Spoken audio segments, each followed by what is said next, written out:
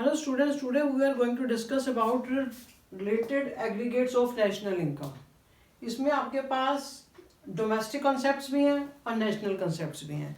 Domestic concepts के अंदर आपके पास आ रहे हैं gross domestic production at MP market price. Clear? Gross domestic production at market price. फिर आ रहा है आपके पास gross domestic production at factor cost. Clear? फिर आपके पास आ रहा है net domestic production at market price. And fourth आपके पास आ रहा है net domestic production at factor cost. ये चार आपके पास डोमेस्टिक कंसेप्ट्स हैं और ऐसे चार आपके पास नेशनल आएंगे. यानी कि आपके पास आया gross national product at market price. फिर आ रहा है gross national product at factor cost. फिर आ रहा है आपके पास net national product at market price and net national product at factor cost. यानी कि जो चार कॉन्सेप्ट्स हैं आपके पास, चार के अंदर यहाँ पे डी डी डी है, डोमेस्टिक डोमेस्टिक डोमेस्टिक, और चार ही आपके पास यहाँ पे नेशनल के हैं. ठीक है? यानी कि जब भी आपके पास आप इसको ऐसे रीड करोगे, यानी कि gross market value of all final goods and services produced, ठीक है, with in the domestic territory of a country during a period of 1 year. Clear? यानी कि domestic territory MP is the market value of all final goods and services. Final goods and services की value को लेना आपने. ठीक है? यहाँ पे यानी कि डी डोमेस्टिक टेरिटरी है. क्लियर? एफसी आता है जो आपकी जितने भी आपकी मनी वैल्यू है वो मार्केट वैल्यू है, और ये आता है मनी वैल्यू यानी कि जो अपने फैक्टर प्रोडक्शन के जो अपने फैक्टर ऑफ प्रोडक्शन थे उनको जो पेमेंट की है. ठीक है? मनी वैल्यू यानी कि gross money value of all final goods and services produced with in the domestic territory of a country during a given period of 1 year. Clear? यहाँ पे डी डी डी आ रहा है और यहाँ पे आ रहा है नेशनल यानी कि gross market value of all goods and services produced by the normal residence of a country. ऐसे ही gross money value of all final goods and services produced by the normal residents of a country. यानी कि जब भी आपने domestic income निकालनी है, जब भी आप डोमेस्टिक इनकम निकालोगे तो आपने ये देखना है कि जो प्रोडक्शन है, जो भी गुड्स एंड सर्विसेज की प्रोडक्शन हुई है वो आपकी डोमेस्टिक टेरिटरी में होनी चाहिए. आपकी डोमेस्टिक टेरिटरी में होनी चाहिए. और डजेंट मैटर कि वो एक आपका इंडिया का, जब अपनी इंडिया की बात कर रहे हैं, वो आपका यहाँ का रेजिडेंट है या नॉन रेजिडेंट है, यानी कि बाहर का है, बाहर का पर्सन भी इधर आके काम कर रहे हैं या अपना इंडियन है, ये मैटर नहीं करता. डोमेस्टिक इनकम में आपका ये मैटर करेगा कि वो डोमेस्टिक टेरिटरी होनी चाहिए आपकी. ठीक है? यानी कि डोमेस्टिक टेरिटरी में सिर्फ आप पॉलिटिकल फ्रंटियर को नहीं लेते, डोमेस्टिक टेरिटरी में आपके साथ और इसमें क्या और इंक्लूड होता है, यानी कि कोई भी मान लीजिए जैसे कोई एयरक्राफ्ट्स हैं, शिप्स एंड एयरक्राफ्ट हैं on and operated by Indian, यानी कि कोई भी दो कंट्रीज के बीच में कोई जापान और रशिया अपना इंडिया का एयरक्राफ्ट मूव कर रहा है, तो that is a domestic territory of our country. वो फ्रीली वहाँ पे मूव कर रहा है, वो इंडिया की डोमेस्टिक टेरिटरी में आएगा. ऐसे कोई फिशिंग बोट्स हैं, फिशिंग वेसल्स हैं, ठीक है, ऑयल वेसल्स हैं, ये यानी कि ऑपरेटेड बाय अगर इंडियन फिशरमैन के द्वारा हैं, तो ये भी अगर इंटरनेशनल वाटर ओशंस में तो हमारी डोमेस्टिक टेरिटरी का पार्ट है.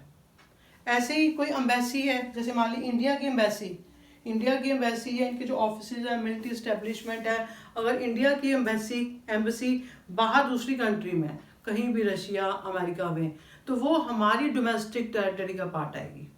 ठीक है? ऐसे ही अगर मान लो कि रशिया की एम्बेसी हमारी कंट्री में है, तो वो फिर रशिया की डोमेस्टिक टेरिटरी का पार्ट आएगी. ठीक है? कुछ छोटी छोटी बातों को अपने ध्यान में रखना है. बाकी इसमें फिर मैं डिटेल लेक्चर डोमेस्टिक और उस पर नेशनल टेरिटरी है उस पर लेक्चर अलग से डिटेल दूंगी आपको. ठीक है? तो ये क्लियर? डोमेस्टिक आपकी अपनी डोमेस्टिक टेरिटरी में वो डोमेस्टिक उसमें प्रोडक्शन होनी चाहिए. ये मैटर नहीं करता कि वो रेजिडेंट है कि नॉन रेजिडेंट है. ठीक है? और जो नेशनल इनकम जब आपने कैलकुलेट करनी है वो हमेशा आपका ये होना चाहिए कि उसमें वो जो भी production of goods and services की होनी है वो normal resident by that country होना चाहिए. यानी कि normal resident of that country होना चाहिए, और मैटर नहीं करता वो टेरिटरी किसकी है, ठीक है, बाय नॉर्मल रेजिडेंट के द्वारा होना चाहिए। यानी कि मान लीजिए एक तो इंडिया का पर्सन, इंडियन हम हैं ही यहाँ पे नॉर्मल रेजिडेंट, अगर कोई बाहर का पर्सन, कोई अमेरिका का पर्सन इधर आके अपनी कंट्री में काम कर रहा है, ठीक है, और उसको वहाँ पे हमारे यहाँ पे मोर देन 1 ईयर हो गए हैं काम करते हुए, और जो उसका सेंटर ऑफ इकोनॉमिक इंटरेस्ट है वो अपनी ही कंट्री में, हमारी कंट्री में लाई कर रहा है, तो that is a normal resident of India, ठीक है। यानी कि कोई भी अगर पर्सन बाहर से आके इधर काम कर रहा है, उसको मोर देन 1 ईयर हो गए हैं, उसका सेंटर ऑफ इकोनॉमिक इंटरेस्ट इधर है हमारी कंट्री में, that is a normal resident of India. यानी कि जब भी आपने नेशनल इनकम निकालनी है तो नेशनल इनकम में आपने वो हमारा नॉर्मल रेजिडेंट ऑफ इंडिया होना चाहिए, ठीक है। इसमें मैटर नहीं करता वो रेजिडेंट है या नहीं है। क्लियर? ये आपको सारे, आप जो भी आपको रीड करना आ गया, यानी कुछ भी आपने करना है, NNPFC है, यानी कि ठीक है ना, money value of all goods and services, net money value of all goods and services produced by the normal resident of a country. Clear? FC मतलब आपके मनी वैल्यू आ रही है, MP मार्केट वैल्यू आ रही है। और कुछ बातें आपने ध्यान में रखनी है, जब भी आपने ये ग्रॉस ग्रॉस से आपने नेट पे जाना, मान लीजिए एक होता है ग्रॉस, एक है नेट है, यानी कि ग्रॉस में आपकी डेप्रिसिएशन इंक्लूड है, ठीक है। डेप्रिसिएशन होती है ना, मतलब wear and tear of fix capital assets है, ये मतलब with the passage of time होती है, वियर एंड टियर होती है, बाय यूज भी होती है पैसेज ऑफ टाइम, ठीक है, और भी एक्सपेक्टेड ऑब्सोलिसेंस होती है, जैसे कि चेंज इन टेक्नोलॉजी होगी, ठीक है ना, ये सारी डेप्रिसिएशन है जिससे आपकी फिक्स्ड कैपिटल एसेट्स की वैल्यू कम होती है, ठीक है ना, उसकी वैल्यू कम होती है। यानी कि ग्रॉस, यानी कि उसमें डेप्रिसिएशन इंक्लूड होती है। यानी कि जब भी आपने ग्रॉस से नेट पे जाना है, ग्रॉस से नेट पे जाना है, तो आपने हमेशा डेप्रिसिएशन को माइनस करना है, ठीक है। ऐसे ही जब भी आपने नेट से ग्रॉस पे जाना है, तो आपने डेप्रिसिएशन को ऐड करना है, ये क्लियर रखना, ठीक है। और दूसरा आपके पास आ रहा है, जो बीच में आ रहा है, डोमेस्टिक एंड नेशनल। और डोमेस्टिक एंड नेशनल, इसमें क्या है, इसमें आपके पास आता है आपके पास नेट NFIA, यानी कि net factor income from abroad. यानी कि net factor income from abroad का मतलब है, यानी कि जो factor income received from the rest of the world, यानी कि जो हमारे इंडियन उधर गए हुए हैं, जो हमने उधर से रिसीव किया है, और यहाँ और इज द डिफरेंस बिटवीन जो रिसीव किया हमने उधर से और माइनस जो पेड टू दी, जो हमने बाहर उधर पे किया उनको, ठीक है ना। क्लियर?